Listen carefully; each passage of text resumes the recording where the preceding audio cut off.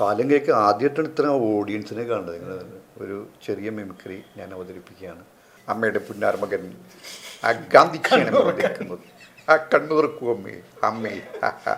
തൊട്ട് പിന്നാലെ വരുന്നു മധുസാർ. അമ്മേ, അമ്മയുടെ പുന്നാരമകൻ ഗാന്ധിജിയാണ് അമ്മ വന്നിരിക്കുന്നത്. കണ്ണു തുറക്കൂ അമ്മേ, തുറക്കൂ അമ്മേ കണ്ണ്. ഈ ചിത്രഗീതം എന്ന് പറയുന്ന സംഭവം ഞാൻ ഒരു തമിഴ് സിനിമ, അതിൽ നമ്മുടെ സുരേഷ് എന്ന് പറഞ്ഞ ഒരു നടനുണ്ടല്ലോ, തമിഴ് നടൻ സുരേഷ് ഒരു പടത്തിൽ കമലഹാസനെയും ഒക്കെ ഡാൻസ് അനുകരിക്കുന്ന ഇതുണ്ട്. അത് പടത്തിൻ്റെ പേര് ഏതൊരു സിനിമയിലാണ് ഇത് കാണുന്നത്. സിനിമാ താരങ്ങൾ പാടി ഡാൻസ് അവതരിപ്പിക്കുന്നു, കമലഹാസൻ്റെ രജനീകാന്തിൻ്റെ ഒക്കെ. അപ്പം ഞാനിങ്ങനെ ആലോചിച്ച് കഴിഞ്ഞപ്പോൾ ഇതിൻ്റെ മലയാളത്തിൽ നമുക്ക് ഇതിൻ്റെ ഒരു പാടി അഭിനയിക്കുന്ന ഒരു സാധനം ചെയ്താലോ എന്ന് എഴുതിയിട്ട് ഞാനിങ്ങനെ മറ്റേ ഈ ചെറിയ ചെറിയ വേദികളിൽ, ഒരു ഹാളിലേക്കുള്ള വേദികളിൽ ഞാൻ പാടി ചെയ്തു നോക്കി. അപ്പോൾ പ്രേം നസീറിൻ്റെ ഒക്കെ ഇട്ട് പാടി ചെയ്തു. അപ്പം നല്ല കൈയടി കിട്ടി. പക്ഷെ പാടാൻ ഞാൻ അത്ര മിടുക്കനല്ല, ഇത്തിരി പുറകോട്ടാണ്. അപ്പം ഞാൻ എന്ത് ചെയ്തു, ആദ്യമായിട്ട് 87 മഹാരാജ് പഠിക്കുമ്പോൾ നസീറിൻ്റെ പാരിജാതം തിരുമൊഴി തുറന്നു എന്നുള്ള പാട്ട് ഫുള്ളിട്ട് മഹാരാജസിൽ ഞാൻ അവതരിപ്പിച്ചു. ഫുൾ അവതരിപ്പിച്ച് കഴിഞ്ഞിട്ട് ഞാൻ ഓഡിയൻസിനോട് പറഞ്ഞു, ഇതിൽ ഞാൻ ആദ്യമായിട്ട് ചെയ്യണതാണ്, അപ്പോൾ എന്തെങ്കിലും നിങ്ങളുടെ നിർദ്ദേശങ്ങളൊക്കെ പറഞ്ഞോളാൻ പറഞ്ഞു കഴിഞ്ഞപ്പോൾ എല്ലാവരും പറഞ്ഞു ഈ ഫുള്ള് വരുമ്പോൾ ഭയങ്കരമായിട്ട് ലാഗ് വരുന്നുണ്ട്, പല്ലവി മാത്രമാണെങ്കിൽ ഓക്കെ പറഞ്ഞു. അങ്ങനെ ഞാൻ പിന്നെ മഹാരാജസിലാണ് എൻ്റെ ആദ്യത്തെ വേദി. അതായത് മമ്മൂട്ടിയുടെ ചന്ദനലേപ സുഗന്ധം, ബാലേന്ദ്ര മേനോൻ്റെ കാട്ടിൽ കൊടുങ്കാട്ടിൽ, പ്രേം നസീറിൻ്റെ ലക്ഷാർച്ചന കണ്ട് മടങ്ങുമ്പോൾ, മോഹൻലാലും മാളയും കൂടി നീയറിഞ്ഞ, പിന്നെ കമലഹാസൻ്റെ വന്ദനം, ഈ പാട്ടൊക്കെ സെലക്ട് ചെയ്ത് പാട്ട് വെച്ച് ആദ്യമായിട്ട് കേരളത്തിൽ ചിത്രഗീതം എന്ന് പറഞ്ഞ സാധനം അവതരിപ്പിച്ചിട്ടുണ്ട് നമ്മളാണ്. ചിത്രഗീതം ദൂരദർശനിലാണ്. അപ്പം ഞാൻ എങ്ങനെയാണെന്ന് വെച്ച് കഴിഞ്ഞാൽ എന്തെങ്കിലും ദൂരദർശനിൽ എനിക്കൊരു അവസരം കിട്ടണം. അതുവരെ ഞാനിത് വെച്ചുകൊണ്ടിരുന്നു, എൻ്റെ മാത്രം ഒരു ഐറ്റമായിട്ട് വെച്ചുകൊണ്ടിരുന്നു. അങ്ങനെ ഞാനിങ്ങനെ റോട്ടറി ക്ലബ്ബ് അല്ലെങ്കിൽ എന്നെ മാത്രം വിളിക്കുന്നിടത്ത് മാത്രം ഇത് ചെയ്തുകൊണ്ടിരുന്നു. അങ്ങനെ ഹരിശ്രീയിൽ 5-ാം വർഷം അടുപ്പിച്ച് എനിക്ക് വേദി കിട്ടി, ചങ്ങനാശ്ശേരി ചന്ദനക്കുട മഹോത്സവത്തിന്. ഹരിശ്രീക്കാണെങ്കിൽ 2-ാം വർഷം വന്നേക്കണം. അപ്പോൾ 2-ാം വർഷം അവിടെ ചന്ദനക്കുട മഹോത്സവം ഡിസംബർ 25-ന് വേദി തലേവർഷം കണ്ട അതേ ഓഡിയൻസ് വന്ന് ഇരിക്കുകയാണ്. അപ്പോൾ എന്തെങ്കിലും ഒരു വെറൈറ്റി വേണം. അപ്പോൾ വർഗീസേട്ടൻ പറഞ്ഞ എന്നെ വർഗീസേട്ടൻ പറഞ്ഞാൽ ആ ചിത്രഗീതം അവതരിപ്പിക്കുന്നത്. അങ്ങനെയാണ് ഞാൻ ആദ്യമായിട്ട് പ്രൊഫഷണൽ വേദിയിൽ ചിത്രഗീതം അവതരിപ്പിക്കുന്നത്. ചിത്രഗീതം അവതരിപ്പിച്ച് കഴിഞ്ഞപ്പോൾ ഭയങ്കര കൈയടിയായി. ഇത് കഴിഞ്ഞ് എൻ്റെ ഈ ഐറ്റം സംഗതി കൊള്ളാം എന്നൊരു ടോക്ക് വന്നു. എറണാകുളത്ത് ഫൈൻ ആർട്സ് ഹാളിൽ പ്രോഗ്രാം. അപ്പോൾ നോക്കുമ്പോൾ ഞങ്ങളുടെ ഈ പ്രോഗ്രാം കാണാൻ വേണ്ടിയിട്ട് പ്രത്യേകിച്ച് എൻ്റെ ഈ ഐറ്റം കാണാൻ വേണ്ടി സൈനുക്ക, അബി, അങ്ങനെ ഇവരൊക്കെ കൂടി വന്നേക്കാണ്. അപ്പോൾ ഞാൻ വർഗീസേട്ടനോട് പറഞ്ഞു, വർഗീസേട്ടാ ഈ ഐറ്റം ഇവിടെ ഇടണ്ട, ഇട്ട് കഴിഞ്ഞാൽ അവർ കൊണ്ടുപോകും, ഇത് ഇടണ്ട എന്ന് ഞാൻ വർഗീസേട്ടനോട്. എടാ കാണട്ടറാ, ഐറ്റം കാണട്ടറാ, അവർ കാണട്ടറാ, കയ്യടി കാണട്ടറാ. അപ്പോൾ ശ്രീനിവാസൻ്റെ ഒക്കെ അന്ന് പവിഴം വലിയ പൂത്തുലഞ്ഞാന്നൊക്കെ ഭയങ്കര കയ്യടിയാണേ. അങ്ങനെ ഫൈൻ ആർട്സ് ഹാളിൽ ഞാൻ ഇത് അവതരിപ്പിക്കുകയാണ്. 2 ആഴ്ച കഴിഞ്ഞപ്പോൾ അതൊരു വീഡിയോ കാസറ്റായിട്ട് വന്നു. അതിൽ പല പ്രമുഖ താരങ്ങളും എൻ്റെ പാട്ട് പോലും മാറ്റാണ്ട്, അത് തന്നെ പാട്ട് പോലും അവർ വേറെ എടുത്തില്ല, ഞാൻ അനുകരിച്ച അതേ പാട്ടിട്ട് വീഡിയോ കാസറ്റ് ചെയ്ത്. അവസാനം അതിൽ അവരാരും ചെയ്യാത്ത 2 സാധനമായിരുന്നു ബാലേന്ദ്ര മേനോനും ശ്രീനിവാസനും. അത് നമ്മുടെ PG വിശ്വനാഥൻ സാറ് പ്രവാചകൻ എന്ന് പറഞ്ഞ സിനിമ വിളിച്ചിട്ട് അതിൽ എന്നെ കൊണ്ട് അവതരിപ്പിച്ചു. അതാണ് ചിത്രഗീതത്തിൻ്റെ കഥ. പിന്നെ ഞാനിതിങ്ങനെ കഴിഞ്ഞ് കുറേ കാലം കഴിഞ്ഞ് അപ്പോൾ കാസറ്റ് കൊണ്ടുപോകും. ഇത് വെച്ച് കഴിഞ്ഞാൽ ഒരു 8 മിനിറ്റ് ആയിട്ടാണത്. വർഗീസൻ്റെ അനൗൺസ്മെൻറ്റും എൻ്റെ ഈ പാട്ടടക്കം ഒരു 8 മിനിറ്റ് ആയിട്ടാണ്. ഇത് കഴിഞ്ഞ് ഞാൻ പിന്നെ അതിൽ പരീക്ഷണം നടത്താണ്ട് പിന്നെ അത് ഞാൻ നിർത്തിയതെടുത്തുനിന്നാണ് പലരും തുടങ്ങിയത്. വലിയ ടീമായി. പ്രേം നസീറിനെ നമ്മൾ മാന്യമായിട്ട് ഒരു റോസാപ്പൂവും വെച്ച് ലക്ഷാർച്ചന കണ്ടു മടങ്ങുമ്പോൾ എന്നൊക്കെ പറഞ്ഞ് വളരെ മാന്യമായിട്ട് അവതരിപ്പിച്ചത്. ഞാൻ നോക്കുമ്പോ വേറെ ടീമേ ലക്ഷാർച്ചന കണ്ടുന്നതിന്റെ കൂട്ടത്തില് ഒരു ശ്രീവിദ്യ പോലത്തെ ഒരു പെണ്ണ്, അതിന്റെ ചന്തിക്കടിക്കല്, അങ്ങനെയൊക്കെ വെച്ച് അത് എങ്ങനെ വൾഗറാക്കാമോ അങ്ങനെ. ഇന്നിപ്പോ ചിത്രഗീതത്തിന്റെ രൂപം അറിയാലോ, മൊത്തം വൾഗറായി. അല്ല, പലപ്പോഴും ഈ വേദിയിൽ വരുമ്പോ അല്ല ഇപ്പൊ അതാണ്, ഇപ്പൊ അനുകരിക്കലല്ല, ഇപ്പൊ മിമിക്രി എന്ന് പറഞ്ഞ കളിയാക്കലേ. പണ്ടൊക്കെ നമ്മൾ മിമിക്രിക്ക് ഒക്കെ ചെല്ലുമ്പോ കോട്ടയം സൈഡിലൊക്കെ നല്ല വളിപ്പായിരുന്നു കേട്ടോ എന്ന് പറയും. നമ്മുടെ നാട്ടിൽ വളിപ്പ് എന്ന് പറഞ്ഞാൽ മോശം ഇതിനെയാണ് വളിപ്പ് എന്ന് പറയാം. ഇപ്പോഴാണ് ശരിക്കും അതൊരു വളിപ്പ് എന്നുള്ള ലെവലല്ലേ. അതന്നെയല്ല, പലരും കളിയാക്കി കൊല്ലാണ്, കളിയാക്കി. അവർ ചിലപ്പോ എം ജി ശ്രീകുമാറിനൊക്കെ വേദിയിലിരുത്തിയിട്ട് അനുകരിച്ച്, പുള്ളി ഭാര്യയുടെ ഒക്കെ കൂട്ടത്തിൽ ഇങ്ങനെ സദസ്സിലിരിക്കുകയാണ്, വലിയ VIP സദസ്സിലിരിക്കുകയാണ്, പുള്ളിയുടെ സ്റ്റേജിലിട്ട് അനുകരിച്ച് കൊന്ന്. അതിലും ഭേദം എനിക്ക് തോന്നിയത് അതിന്റെ പുള്ളിനെ വെടിവെച്ച് വന്നാൽ പോലെ. സംബന്ധിച്ചൊരു വിഷയമില്ലാത്ത കേസാണ്. പുള്ളി ഭയങ്കര സപ്പോർട്ടീവുള്ള ആളാണ്. അയ്യോ, പുള്ളി നല്ല സെൻസുള്ള വിഷയം. എം ജി സാറ് ഞങ്ങള് അമേരിക്കൻ ട്രിപ്പ് ഒരു 16 സ്റ്റേജ്, ഓസ്ട്രേലിയ പോയി, ദുബായിയൊക്കെ ഞങ്ങൾ ഒരുപാട് പോയിട്ടുള്ള. അതിനേക്കാളൊക്കെ ഉപരി ജയനൊക്കെ നമ്മൾ മാന്യമായിട്ട് ചെയ്തുകൊണ്ടിരുന്നല്ലേ. ഞാൻ നോക്കുമ്പോ ഒരു കല്യാണ പരിപാടി, അവിടെ ആൾക്കാർ ചിക്കനും ബിരിയാണിയൊക്കെ തിന്നോണ്ടിരിക്കുന്ന ഇടയ്ക്ക് കസ്തൂരി മാൻമിഴി എന്ന് പറഞ്ഞ ജയന അതിന്റെ ഇടയിൽ കൂടെ ഒക്കെ നടക്കണം. അല്ലാന്ന് ഞാൻ പറഞ്ഞു, എല്ലാവരും ജീവിക്കണ്ടേ. അവര് കല്യാണ വീട്ടിലെ പരിപാടി കിട്ടിയുള്ളൂ, അവര് ജീവിക്കാണ്ടിരിക്കാൻ പറ്റും ഇല്ലേ? അവന് ഞാൻ പറഞ്ഞ ഇനിയുള്ള കാലങ്ങളിൽ എനിക്ക് തോന്നുന്നു ഈ അമ്പലപ്പറമ്പുകളിലോ മറ്റു സ്ഥലങ്ങളിലൊക്കെ ഒന്നും ജയനെ കാണിക്കാനോ മറ്റേനെ കാണിക്കാനുള്ള അവസരം കിട്ടുമെന്ന് എനിക്ക് തോന്നുന്നില്ല, ഇല്ലേ? കാരണം ആ ഒരു പാറ്റേൺ അങ്ങോട്ട് മാറി തുടങ്ങി. കാരണം ഒരു കാലത്ത് നാടകങ്ങളും ബാലകളും കഥാപ്രസംഗങ്ങളൊക്കെ സ്റ്റേജ് അരങ്ങുമാണിരുന്നൊരു കാലഘട്ടം ഉണ്ടായിരുന്നു, നമ്മളൊക്കെ ചെറുപ്പത്തിൽ പോയിരുന്ന സമയം. ഇപ്പം ആ സംഭവം വന്ന് കേൾക്കുമോ? ഇല്ല. എന്ന് പറഞ്ഞാൽ ഈ ഒരു കാലഘട്ടം ഇത്തിരി കൂടി കഴിയുമ്പോൾ മിമിക്രി ഒന്നും എനിക്ക് തോന്നുന്നില്ല ഉണ്ടാവുന്നു. എല്ലാവരും പറയുന്നത് കാലാകാലങ്ങൾ നിലനിൽക്ക് വന്നു.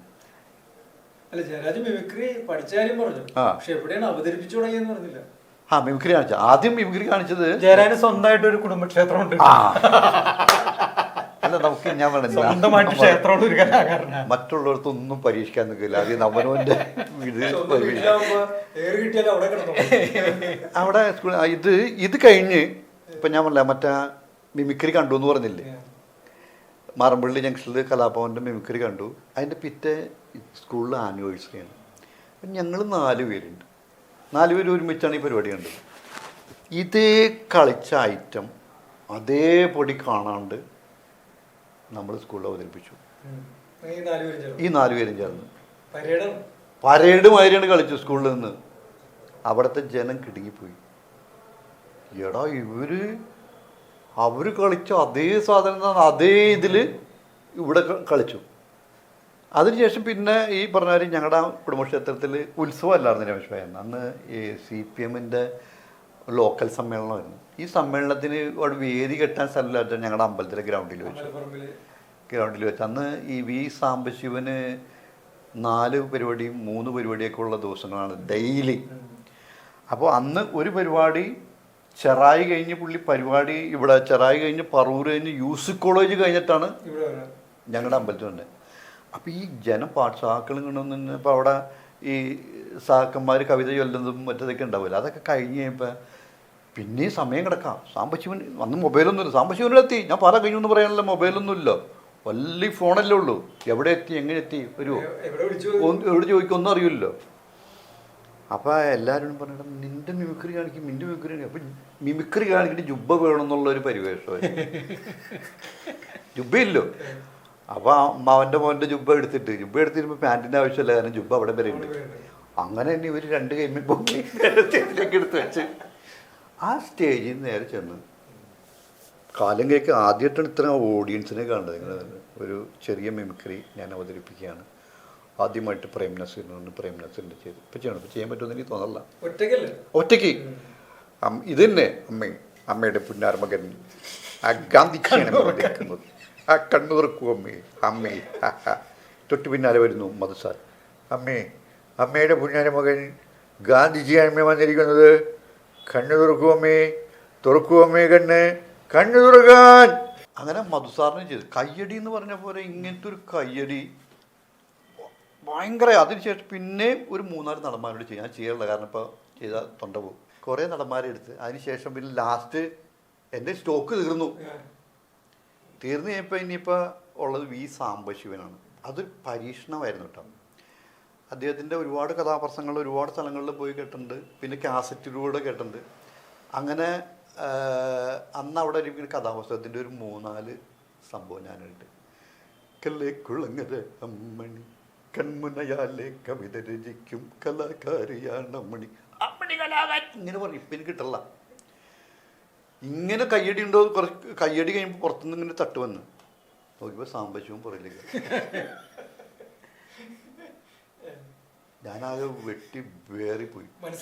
ആ അപ്പോൾ ആ ഒരു കയ്യടി കിട്ടി. അപ്പോൾ പുള്ളി എൻ്റെ അടുത്ത് ഇനിയിപ്പം ഞാൻ കഥാപുസ്തകം അവതരിപ്പിക്കേണ്ട കാര്യമല്ലോ, മോൻ തന്നെ അവതരിപ്പിച്ചില്ലേ, കണ്ടിന്യൂ ചെയ്തോളാം. ഞാൻ പേടിച്ചു പോയി.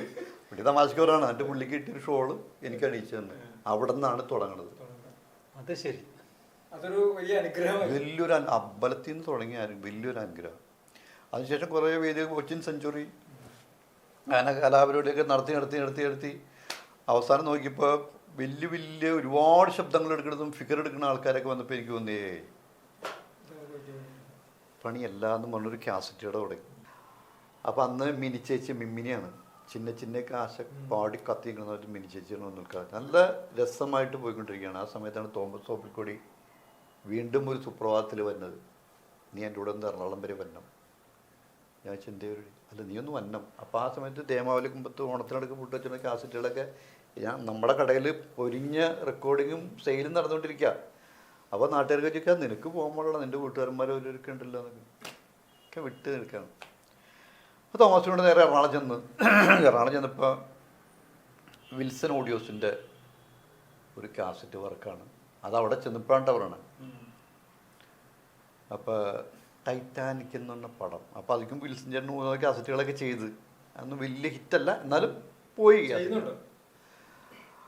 അപ്പോൾ ടൈറ്റാനിക് എന്നാണ് ഇതിൻ്റെ ടൈറ്റാനിക് സിനിമയുടെ ഒരു പാരഡി സിനിമ ഓഡിയോ ഇറക്കാമെന്ന് പറഞ്ഞിട്ട് ഞങ്ങൾ പോയി സിനിമ കണ്ടപ്പോൾ തോമസ് ഒരു ത്രെഡ് പറഞ്ഞു. അതായത് വിൻസ്ലേറ്റായിട്ട് ആമിനത്താത്തയും നായകരായിട്ട് ബീരാനിക്കേടി വന്നത് എങ്ങനെ ഉണ്ടാവും എന്ന് പറഞ്ഞു. ഞാൻ പറഞ്ഞു ഇത് 100% ഇത് ഹിറ്റാണ്, വേൾഡ് ഹിറ്റാണ്, നീ നോക്കിക്കോളാൻ പറഞ്ഞു. ഇത് എഴുതി ഒരു 10-18 പ്രാവശ്യമായിട്ട് ആ പടം കണ്ടിട്ടുണ്ട്. ആ പടം കംപ്ലീറ്റ് എഴുതി ഓഡിയോ രൂപത്തിലാക്കി ഇത് റെക്കോർഡിങ് സമയത്ത് നാഷ്ക വന്നു. ഞാൻ ഡയറക്റ്റ് ചെയ്യാമെന്ന് പറഞ്ഞു. അങ്ങനെ പുള്ളി ഡയറക്റ്റ് ചെയ്തു. 2-3 പാട്ടുകൾ കയറ്റി. അപ്പം അതിൽ മാമുക്കോയുടെ ശബ്ദം എടുക്കാമെന്നും പറഞ്ഞാണ് എന്നെ വിളിച്ചുകൊണ്ട് പോയത് കേട്ടോ. എഴുതാൻ വേണ്ടിയിട്ടല്ല, മാമുക്കോയുടെ ശബ്ദം എടുക്കാൻ വേണ്ടി. പാലസ്റ്റാ ഓനെ വെച്ചുള്ള ഇപ്പോൾ ഇത്തിരി നന്നായിട്ടുണ്ട്, അന്ന് ഇത്രയും വന്നില്ല. അങ്ങനെ സ്റ്റുഡിയോ ചെന്ന് മാമുക്കോ എഴുതുമ്പോൾ ശരിയായില്ല. അപ്പോൾ പറഞ്ഞു വിടാനും ഒരു വിഷമം. എഴുതാനിരുന്നാളാണ്. എഴുതാൻ മെയിൻ ഒരു സംഭവം അവൻ്റെ ഒപ്പം തന്നെ കട്ടയ്ക്കുന്നതാണ്. അപ്പോൾ എന്തെങ്കിലും ചെയ്യിക്കാമെന്ന് പറഞ്ഞാൽ ഇപ്പോൾ ശ്രീനിവാസൻ ചെയ്യുമെന്നിട്ട് ഞാൻ പറഞ്ഞു അന്നൊന്നും ചെയ്തിടാന്ന് പറഞ്ഞു. അന്ന് ശ്രീനിവാസൻ ചെയ്ത് പവിഴമല്ലി പൂത്തുലഞ്ഞ നീലവാനം പ്രണയമല്ലി പുഞ്ചിരിച്ച ദിവ്യയാമം പൂക്കളും പുഴകളും പൂങ്കിനാവിൻ ലഹരിയും ഭൂമി സുന്ദരം. നാഷ പറഞ്ഞു നീ ഇത് ചെയ്താൽ മതി, മാമുക്കോയുണ്ടെന്ന് പറഞ്ഞു. ആ കാസറ്റ് ഇറങ്ങി. Cassette 1 hit. പിന്നെ അബിക്ക് വിളിക്കുന്നു. കാസറ്റുകളുടെ പ്രപഞ്ചമായിരുന്നു. കടപൂട്ടി തിരക്കായി എനിക്ക്. കാസറ്റുകളുടെ ശ്രീനിവാസം വന്നോണ്ട് കളർ അങ്ങോട്ട് മാറി, ഭയങ്കര വർക്കായി. പിന്നെ ശ്രീനിവാസം പതുക്കെ ആ ഇത് എല്ലാം വന്ന് ഇതായപ്പോഴാണ് നിന്ന് ചെയ്യുമ്പോഴാണ് വീണ്ടും ഒരു വെക്കേഷൻ എടുത്ത് വേറൊരു പരിപാടി കൊടുക്കാതെ വേറെ പരിപാടിയിലേക്ക് നീങ്ങിയപ്പോഴാണ് കരുണാരം വന്ന് വിട്ടത്. അങ്ങനെ ലീഡർജി വന്നു, വീണ്ടും മ്യൂക്കറി രംഗത്തേക്ക് വന്നു. അങ്ങനെ ഇപ്പോഴും സജീവമായിട്ട് ഇപ്പോഴും നിൽക്കുകയാണ്. ഓരോ ഗ്യാപ്പിലും ഒരു ബ്രേക്ക് നമ്മൾ കൊടുക്കണ്ടേ? അപ്പോൾ ഒരു ബസ് ഓടിക്കൊണ്ടിരിക്കുകയാണെങ്കിൽ ഒന്ന് ട്രാക്ക് മാറ്റി പ്രതാപേന്ദ്രൻ്റെ ഭയങ്കര ഇങ്ങോട്ട് ഇറങ്ങി വേടാ, എനിക്ക് ഇവിടെ മാത്രമല്ലടാ പെട്ടി, അങ്ങ് ഡൽഹിയിലുണ്ടാ പെട്ടി. ഞാനൊരു പോക്ക് പോയാലേ നിന്നെ കേട്ട് ഇടിച്ചിട്ട് രാമേന്ദ്രൻ പറഞ്ഞു മോനെ ഫെഡറിക്ക് തോക്കെടുത്ത് വെച്ച് വേടാ. ഗോഡ് ഫാദർ സിനിമ ഇറങ്ങിയപ്പോൾ ആലുവ ചന്തപ്പള്ളിയിലാണ് ഇന്ന് പരിപാടി. അന്ന് ഹരിശ്രീയുടെ പരിപാടി, നിങ്ങളുടെ പരിപാടി, ഞങ്ങളുടെ ഇവരുടെ പരിപാടി തലേദിവസം. കൊച്ചിൻ ഹരിശ്രീയുടെ പരിപാടി ചന്തപ്പള്ളി എന്ന് പറഞ്ഞാൽ അറിയാലോ, ലക്ഷക്കണക്കിന് ആൾക്കാരുണ്ട്. അവിടെ വന്ന് ഇവർ തകർത്ത് പോയേക്കാണ്. NF വർഗീസ്, രമേശ് കുറുമ്പശ്ശേരി, അന്ന് ആരൊക്കെ, അശോകൻ ചേട്ടൻ, മറ്റൊരു മർദ്ദനക്ക്. അവിടെയാണ് ആലുവ ന്യൂ ജോക്കേഴ്സ് എന്ന് പറഞ്ഞ ഹരിശ്രീ മാർട്ടിൻ, ഞാൻ അന്ന് പ്രൊഫഷണലായിട്ട് നമ്മൾ അത്ര വലിയ കിട്ടുന്ന നാട്ടിൽ പൊളിച്ചു പോയേക്കാണ്. പക്ഷെ ഞങ്ങൾ ചെന്നപ്പോൾ എന്തെങ്കിലും ഒരു വെറൈറ്റി അവിടെ ഉണ്ടല്ലോ എന്ന് നിർത്തുമ്പോഴാണ് ഗോഡ് ഫാദർ സിനിമ വന്ന്. അന്ന് 500 ഫിലോമിന, ഈ 2 ആനപ്പാറ അച്ചമ്മ. ഇത് രാത്രി വീട്ടിൽ ചെന്ന് പടം കണ്ടിറങ്ങിയിട്ട് ഇന്നോടാകെ പറഞ്ഞേ ഇങ്ങനെ പറയിക്കട, ഇത് പറഞ്ഞു വീട്ടുകാർക്ക് ഭ്രാന്തായി. ഇത് ഇന്ന് പക്ഷേ ഇവിടെ സ്റ്റേജിൽ നിന്ന് 2 ചെയ്തിട്ട് അവിടെ നിന്ന് അമ്മമാരും എനിക്ക് നിന്ന് മേടിക്കാറുണ്ട്. അത് പുതിയ ആരും ചെയ്യാത്ത സാധനല്ലേ. നീ പറഞ്ഞ ശരിയാണെങ്കിൽ എനിക്ക് 2 മക്കളേ ഉള്ളൂ, നീ പറഞ്ഞ നുണയാന്നിരിക്കട്ടെ, അപ്പോഴും എനിക്ക് 2 മക്കളേ ഉള്ളൂ. എവിടെ നോക്കിയിട്ടാണ് നിനക്കില്ലാണ്ട് ബോത്തിലിട്ട് കണ്ട് കുത്തി പൊളിക്കാൻ പറ്റില്ല. ഇത്രയും മതി, പിന്നെ ബാക്കി ഷാറ കയ്യടിയ. അന്ന് ഇത്രയും മതി. ഇന്നിപ്പോ അങ്ങനെയല്ല. ഇന്ന് ഫിഗർ കറക്റ്റ് ആവണം, ടോൺ കറക്റ്റ്, ഇതെല്ലാം കറക്റ്റ് അല്ലെങ്കിൽ പണിയല്ലേ. ഇന്ന് 50, 60, 100 എടുക്കണ പിള്ളേരാണ്. അല്ല, നമ്മള് ഈ സാങ്കേതികത്വം ഒന്നുമില്ലാത്തപ്പോ, നമുക്ക് കേട്ട് പഠിക്കാനോ ഒന്നുമില്ലാത്തപ്പോ മൊബൈലും സാധനങ്ങളൊക്കെ ഉണ്ടല്ലോ. 26 നടന്മാരെയും കൊണ്ടാണ് നമ്മൾ രംഗത്ത് തന്നെ. 26 നടന്മാര്. അന്ന് നമ്മൾ സ്റ്റേജ് ഒരു സിനിമ കണ്ടു കഴിഞ്ഞാൽ, ഇപ്പൊ മോഹൻലാലിന്റെ സിനിമ കണ്ടു കഴിഞ്ഞാൽ കുറെ നേരത്തേക്ക് മോഹൻലാലാണ് വരഞ്ചെരിഞ്ഞാൽ നടക്കുള്ളൂ. നമ്മള് കടയിൽ കയറുമ്പോ ചിലപ്പോ ചായ കുടിക്കുന്ന അങ്ങനെ ഒരു സംഭവം ഇങ്ങനെ വരാണ്. ഇപ്പൊ ജയന്റെ പടം കണ്ടു കഴിഞ്ഞാൽ കുറെ നേരം അന്നൊക്കെ ജയന്റെ ബെൽസ് ഒക്കെ ഇട്ടാണ് നമ്മള് 35 ഇഞ്ച് ബെൽസും മറ്റിങ്ങനെ ഏത് സിനിമ ഏത് ഫോട്ടോ എടുത്താലും ഒരു പുരിവയ്ക്ക് പൊങ്ങും. അങ്ങനെ ജയന്റെ കാലഘട്ടത്തിൽ മറ്റേ മഞ്ഞിൽ പുരിഞ്ഞ് മുകളിൽ ഇറങ്ങി ഇപ്പൊ ശങ്കറിന്റെ ഒരു തോർത്തില്ലേ, ഷാള് ഇങ്ങനെ ഇട്ടിട്ട് അത് തെങ്ങിയെത്താൻ പോണവനും അങ്ങനെയല്ലേ. അത് തെങ്ങിയെത്താൻ പോണ കൊച്ചാക്കിയതല്ലാട്ടെ, അവര് പോലും അത് ചെയ്യുന്ന പറഞ്ഞു. അതെന്താ വെച്ച് കഴിഞ്ഞാൽ നമ്മള് മിമിക്രിക്കാർക്ക് അങ്ങനെ ഒരു ഇതുണ്ട്. നമ്മൾ കുറെ നേരം ഒരു സിനിമ കണ്ടു കഴിയുമ്പോൾ നമ്മളിങ്ങനെ ഒരു ആകിരണം വരാണ്. പിന്നെ ഇപ്പോ പലരും എന്ന് പറഞ്ഞാൽ മിമിക്രിക്കാര് കാണിച്ചിട്ടുള്ള മാനറിസങ്ങളിൽ നിന്ന് അതേ മാനറിസം അതേ ഡയലോഗും വെച്ചാണ് ഇപ്പോഴത്തെ ഒരു തലമുറ പലരും വരുന്നത്. 26 അന്നത്തെ കാലത്ത് നമ്മുടെ ഗോവിന്ദൻകുട്ടിയൊക്കെ ഉണ്ടല്ലോ, ഗോവിന്ദൻകുട്ടി, കൃഷി, കുതിരോട്ടം പപ്പു, ഇന്നസെന്റിന്റെ കറക്റ്റ് ടോൺ ആയിട്ടുള്ള അന്നത്തെ PT ഉഷയ്ക്ക് ടി സ്വർണ്ണ ആ ഒരു സ്ലാങ് ഉണ്ടല്ലോ. അന്നത്തെ കാലത്തേക്കാണ് നമ്മൾ ഇന്നസെന്റ് ചെയ്യണത്. അങ്ങനെ വരുന്നു. പിന്നെ ആക്ഷനോട് കൂടി അങ്ങോട്ട് വരുമ്പോ ശബ്ദം ഇത്തിരി മോശമായാലും കൈയടി വന്നോളൂ. പിന്നെ വേറെ ആളെ കാണിക്കാനില്ലല്ലോ. നമ്മൾ ഈ ഒരു മേഖല വെട്ടി തുറന്ന് ഇങ്ങോട്ട് വരുമ്പോ നമ്മളന്ന് കാണിക്കണതൊക്കെ അംഗീകരിക്കപ്പെട്ടു എന്നുള്ളതാണ്. ഏറ്റവും ബാലേന്ദ്രമേനോൻ പോലും മേനോനെ കാണുന്നത് ഞാൻ കാണിക്കുമ്പോഴാണ്. ബാലേന്ദ്രമേനോൻ നമ്മളെ കുറുമശ്ശേരി ടച്ചുള്ള ഒരു സ്ഥലമാണ് മേനോന്. പക്ഷെ ഇപ്പൊ നമ്മളൊരു പ്രാക്ടീസും ഇല്ല, നമ്മൾ ചെയ്യാറുമില്ല. അങ്ങനെ വേറെ റൂട്ടിലാണ്. നടനായിട്ടേ നമ്മളിപ്പോ അഭിനയത്തിലേക്ക് വരുമ്പോ മിമിക്രി ഒന്ന് ഒതുക്കി വെക്കണമെന്നല്ല. അല്ലെങ്കിൽ നമുക്കിപ്പോ ഒരു ക്യാരക്ടർ കിട്ടുമ്പോ അത് പപ്പു ചെയ്താൽ എങ്ങനെ, അല്ലെങ്കിൽ മാള ചെയ്താൽ എങ്ങനെ, ജഗതി ചെയ്താൽ എങ്ങനെ, മേനോൻ ചെയ്താൽ എങ്ങനെ എന്നൊക്കെ പോകും. സാധാരണ മിമിക്രിക്കാർക്ക് പറ്റുന്നൊരു പ്രശ്നമാണത്. അപ്പൊ നമുക്കൊരു ക്യാരക്ടർ നമ്മൾ ചെയ്യുമ്പോൾ പലരും വരും. അപ്പൊ അതില്ലാതിരിക്കാൻ ഇപ്പൊ നമ്മൾ അനുകരണം കുറയ്ക്കണതാണ് നല്ലത്. പിന്നെ ഇപ്പൊ 10-60 വയസ്സായി, 60ആയി. അല്ല, ഞാൻ പറയണത് അന്നത്തെ കാലത്ത് നമുക്കിപ്പോ ഒരു ടൈപ്പ് റെക്കോർഡർ പോലും ഇല്ല. നമുക്കൊരു വോയിസ് ചെയ്തിട്ട് റെക്കോർഡ് ചെയ്ത് നമുക്ക് തന്നെ കേൾക്കാൻ ഒരു ഇതില്ല. കൂട്ടുകാർ അല്ലെങ്കിൽ വീട്ടുകാരുടെ അടുക്കള അല്ലെങ്കിൽ കശ്മാന്തോപ്പ് അതിന്റെ ഉള്ളിലേക്ക് നിന്ന് നമ്മൾ പെർഫോം ചെയ്യണം. അത് കൊള്ളാട്ടോ എന്ന് പറഞ്ഞാൽ പിന്നെ സ്റ്റേജിൽ കയറണം. ഈ 2 വശത്ത് നിന്ന് വന്ന 2 പേരും എങ്ങനെയാണ് ഒരുമിച്ചുള്ളൊരു യാത്ര തുടങ്ങിയത്? അതെന്തോ കുറെ സുഹൃത്തുക്കൾ ഉണ്ടെങ്കിലും ചിലത് നമ്മളൊരു ആത്മാർത്ഥമായ ഒരു അടുപ്പത്തിലേക്ക് പോകില്ലേ. ഞങ്ങളിപ്പോൾ അങ്ങനെ ഇപ്പൊ സിനിമാനയുടെ സ്ക്രിപ്റ്റ് എഴുതാനിരിക്കുമ്പോൾ പലപ്പോഴും ഞങ്ങൾ ഒരുമിച്ച് ഇരിക്കുമ്പോൾ കുറേ ജീവിതാനുഭവങ്ങളും കുറേ സംഭവങ്ങളും ഇങ്ങനെ നിത്യേന പറയും. അങ്ങനെ പറഞ്ഞു പല അനുഭവങ്ങളിൽ നിന്നാണ് ഒരു സ്ക്രിപ്റ്റ് ഫോം ചെയ്യണത്. ചില സമയത്ത് രാവിലെ പോയിരുന്നു കഴിഞ്ഞാൽ ഒരു ഉച്ച വൈകുന്നേരം ചെന്നാലും നമുക്ക് ഒന്നും ഒരു ത്രെഡ് കിട്ടാണ്ട് ഇങ്ങനെ ഇരിക്കും.